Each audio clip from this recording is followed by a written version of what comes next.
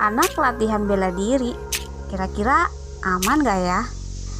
Assalamualaikum warahmatullahi wabarakatuh. Kembali lagi bersama dengan saya Ning Unix di podcast Ruang Unix.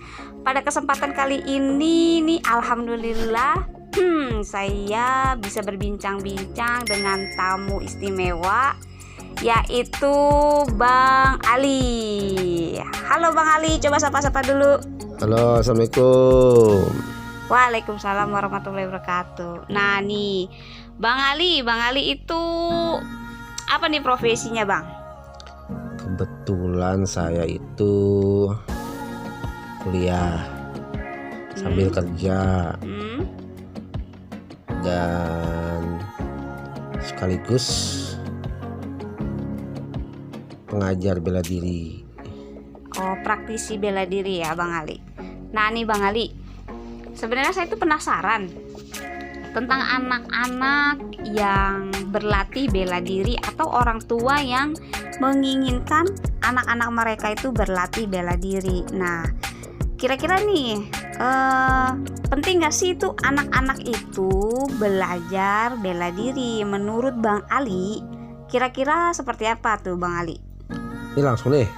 Yap, langsung aja. Ini nyapa fans yang unik, apa namanya nih? Sobat unik. Sobat unik gitu ya? Yap. Halo sobat unik. Kalau kita ngomong-ngomong tentang bela diri dan kita kerucutkan ke anak-anak ya, anak-anak. Kalau kita kerucutkan lagi untuk penting dan tidaknya, maka jelas jawabannya penting sekali.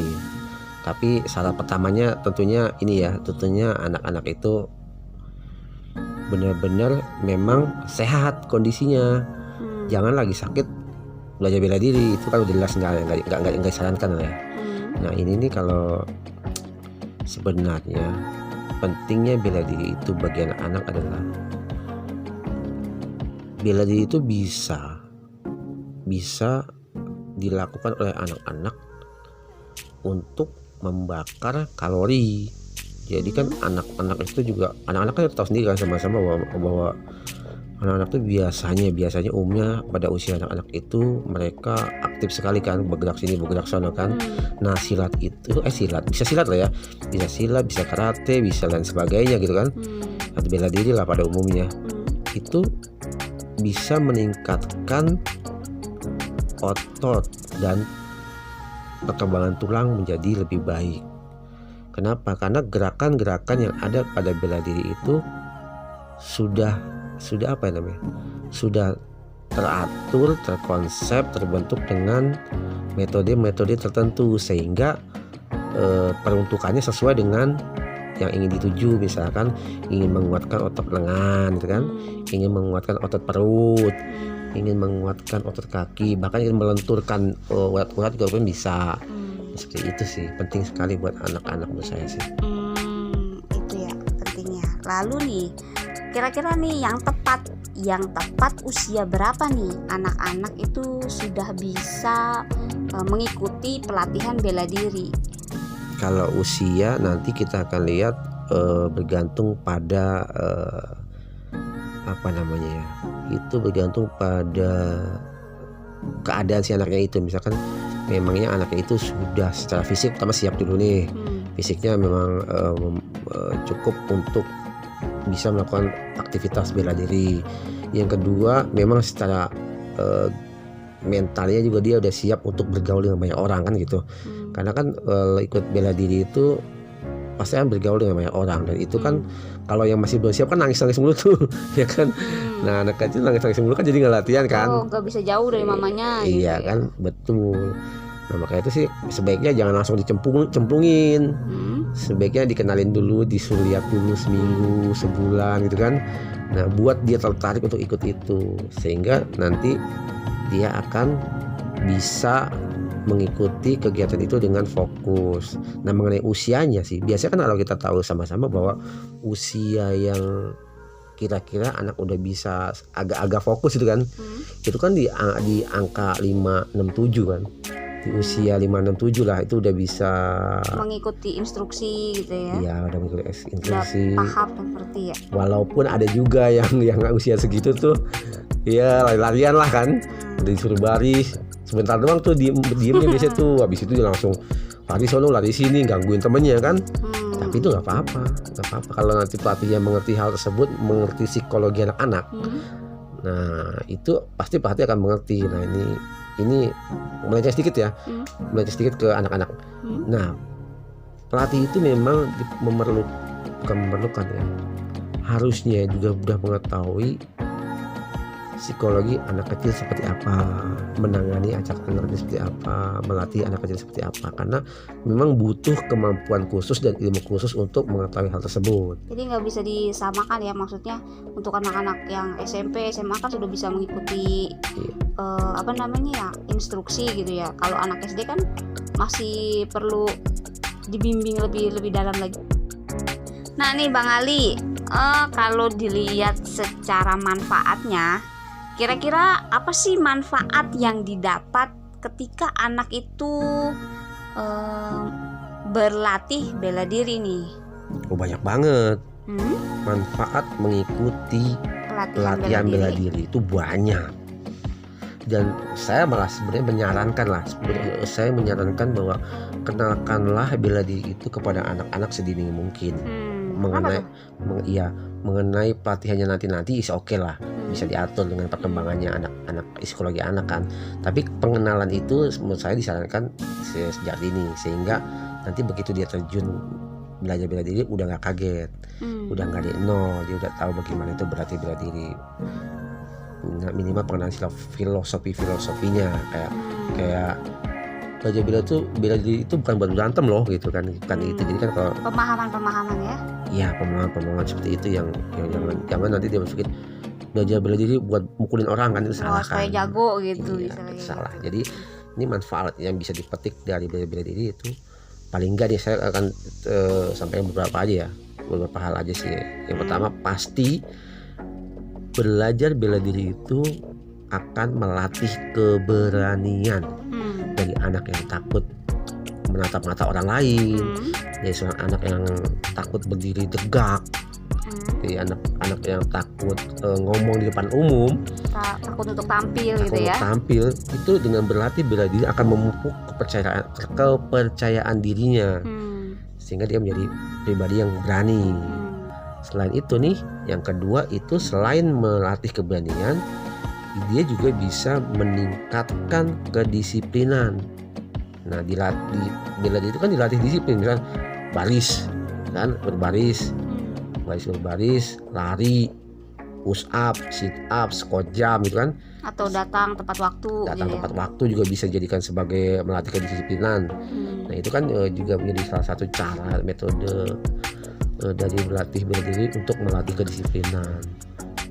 Belum menghafal gerakan, menghafal gerak, menghafal jurus, itu juga bisa digunakan sebagai cara untuk melatih kedisiplinan. Nah, lalu nih apalagi ada manfaat yang lain adalah dengan untuk melatih ketenangan. Nah, anak kecil itu kan tahu sendiri kan, anak kecil itu biasanya nggak betah diem. Dia kalau disuruh mukul nih paling 2-3 kali udah tuh, habis itu lari kemana gitu kan. Dia berantakan, terus suruh lari lurus, tadi mah belok-belok kemana-mana itu gak jelas tuh anak kecil tuh kan. Iya kan gitu. Jadi tapi itu nggak apa-apa, biarkan saja, nggak apa-apa, biarkan dia seperti itu, nggak masalah. Tapi pelan-pelan berjalannya dengan waktu, dia akan tenang dengan sendirinya, akan cepat. Palingan saya pernah melihat itu palingan sebulan 2 bulan dia udah ada peningkatan kok. Sebulan 2 bulan pelatihan ya, seminggu 2 kali lah ya. Seminggu 2 kali, sebulan 2 bulan udah mulai ada perubahan gitu ya. Ada perubahan, dia udah mulai tenang, udah mulai teratur, udah mulai disiplin gitu. Terus setelah itu juga, ini 3 aja ya, nggak banyak ya. Iya boleh. 3 aja ya, palingnya dengan belajar bela diri itu mampu melatih anak untuk bersosialisasi. Karena dia bertemu dengan orang lain ya. Iya, dia bertemu dengan orang lain, mulai dari yang seumuran sampai yang di atasnya, bahkan bisa yang di bawahnya tuh kan. Misalnya anak SMP ketemu anak SD gitu kan, anak SMP ketemu anak SMA, ya seperti itu. Jadi dia akan bersosialisasi dengan banyak orang, dengan banyak usia dan dengan gender ya, Iya. gender yang berbeda. Jadi di situ dia akan melihat dengan sendiri, oh orang tua, orang dewasa ngomongnya begini cara-caranya kan, orang di bawah dia cara begini. Nah, dia di sini dia belajar bagaimana bersosialisasi, Mengamati juga ya. iya, yang tepat, yang baik.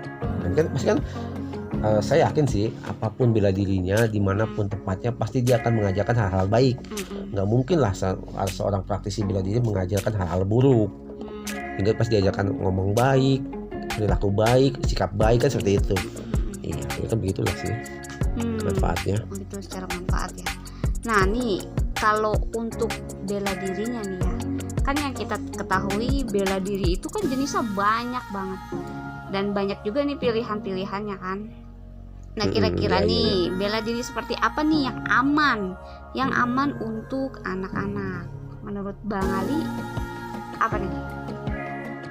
Bela diri yang aman itu ini apa sih namanya? Saya coba apa ya? Coba kerucutkan aja ya.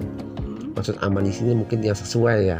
Ya, yang sesuai dengan kondisi usia, anak dan usia juga kan. Iya, usia anak, kondisi fisik anak nih.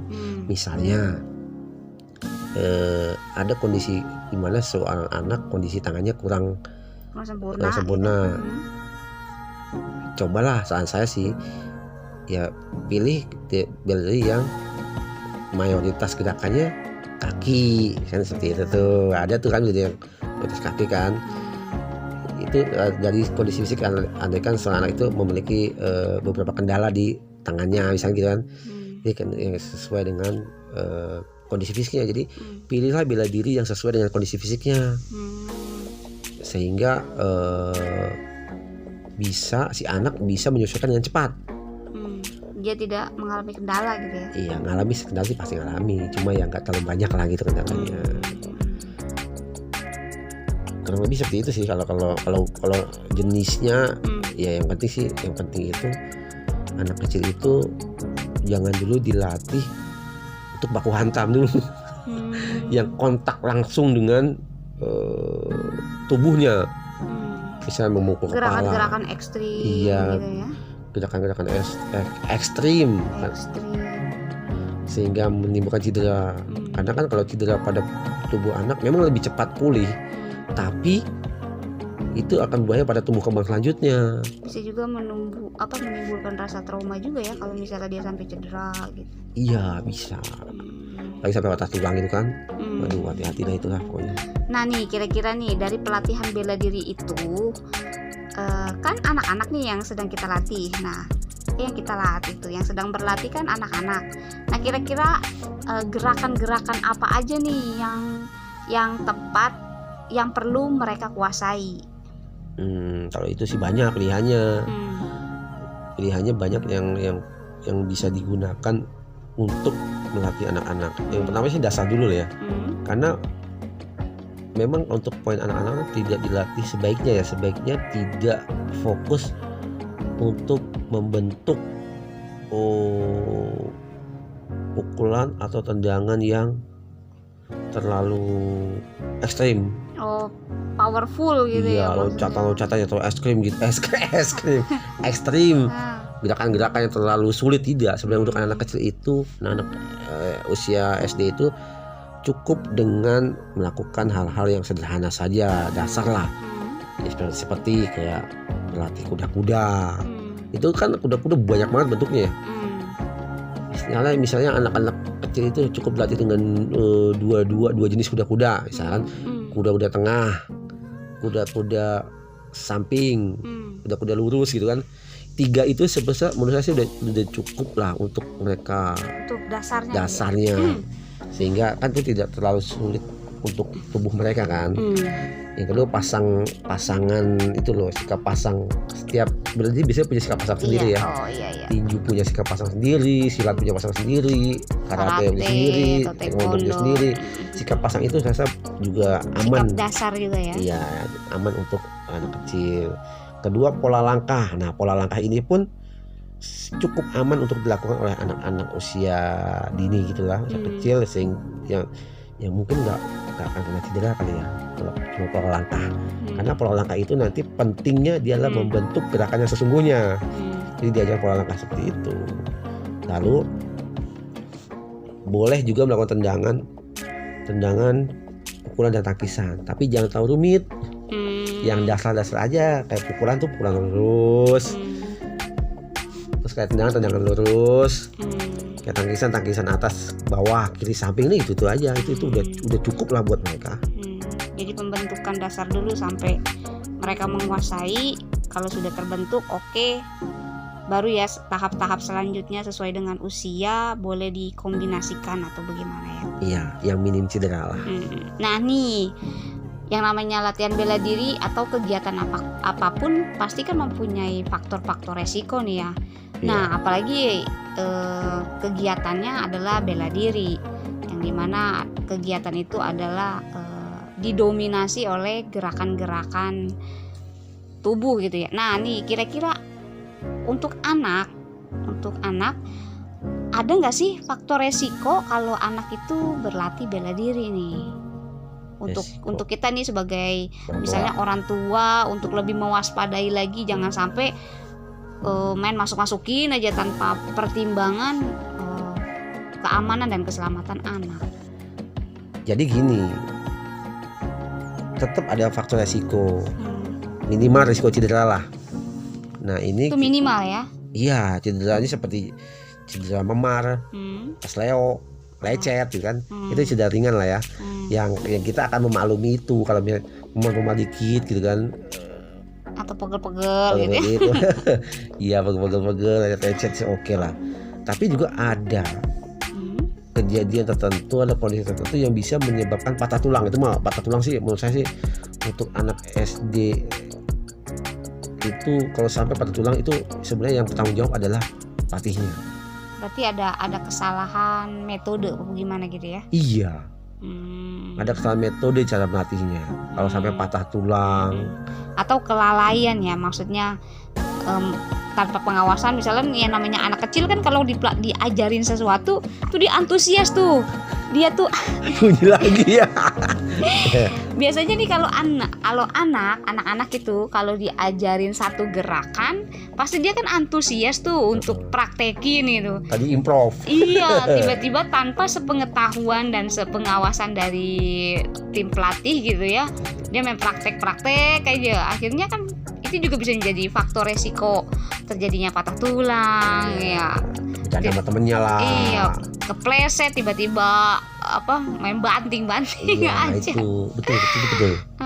Itu ya. mesti baik orang tuanya maupun pelatihnya juga. Tadi di awal saya bilang kan, dia harus punya ilmu tambahan selain ilmu bela diri. Betul. Nah nih, buat nih pesan-pesan terakhir nih. Terakhir maksudnya gimana nih? Pesan-pesan. Mau kemana po? Nah nih maksudnya bukan begitu.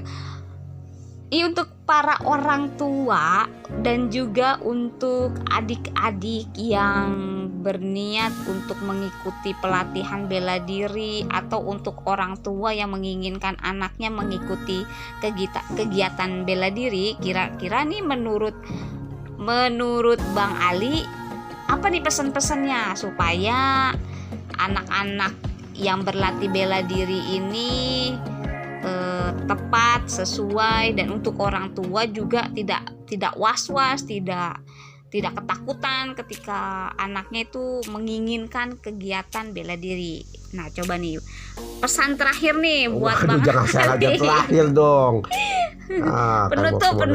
Ya penutup gitu loh. Pesan terakhir.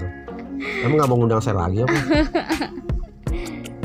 Jadi gini sih, kalau saya boleh berpesan buat teman-teman, ibu-ibu ya, ini buat orang tua ya? Buat orang tua dan juga si anak nih yang pengen banget latihan gitu. Gitu. Kalau buat orang tua dulu ya. Yep. Buat orang tuanya itu sih saran saya yang pertama, pilihlah lembaga pelatihan, komunitas pelatihan yang sudah sudah jelas. Dia bukti gitu ya. Iya, organisasinya jelas. Metodenya jelas, terus struktur kepengurusannya jelas, terdaftar di asosiasi bela dirinya. Misalnya kalau di pencaksilat kan ada IPSI gitu kan. Ikatan Pencak Silat Indonesia. Iya. Terus kalau karate ada apa namanya ya? Inka. Vokasi apa? Bukan vokasi. Vokasi apa nama ininya deh? Apa tuh namanya? Pokoknya federasi lah ya. Federasi yang menaungi itu, sehingga pastikan mereka juga sudah melakukan pelatihan tentang bagaimana cara melatih yang baik dan benar. Nah, itu yang pertama buat orang tuanya. Yang kedua, pilihlah atau perhatikan pelatihnya. Apakah ini pelatihnya berkompeten nggak di bidangnya? Jangan-jangan dia cuma pelatih karena senioritas saja, karena usianya sudah tua, usianya sudah cukup gitu. Tapi padahal kemampuannya belum cukup untuk melatih. Itu perhatikan baik-baik. Terus jangan lupa juga untuk menjalin komunikasi dengan pelatih di tempat anak kita berlatih. Kenapa tuh? Nah, itu nanti kita bisa menceritakan bahwa misalnya nih anak saya kena asma gitu kan. Jadi kan ada komunikasi nih. Misalnya anak kita kena asma nih. Jadi kan ada komunikasi antar pelatih dan orang tua. Jadi pelatih tahu, oh anak ini punya penyakit asma. Jadi ada perlakuan khusus. Oh, jadi jangan disamaratakan gitu maksudnya. Jangan disamakan dengan yang sehat-sehat aja. Iya, gitu, betul. Ya. Atau ceritain nih anak saya pernah patah tulang kakinya gitu kan. Kondisinya. Nah, artinya pelatih tahu. Hati-hati lagi untuk gerakan kaki, misalnya seperti itu ya. Iya, jadi orang tua harus aware, pelatih juga jadi tahu informasinya. Itu. Terus kalau buat adik-adik nih yang mau berlatih bela diri, yang suka bela diri, perhatikan juga keselamatan dalam berlatih. Kayak seperti menggunakan pelindung. Kan penting ya? Penting sekali itu kalau kayak bela diri taekwondo gitu kan. Ada pelindung kepala kan itu. Karena dia helm gitu ya? Karena arahnya memang ke arah kepala ada. Oh, serangannya itu. Serangannya ada kepala, jadi mesti pakai pelindung. Terus jangan lupa juga kalau berlatih itu perhatikan instruksi yang disampaikan oleh pelatihnya.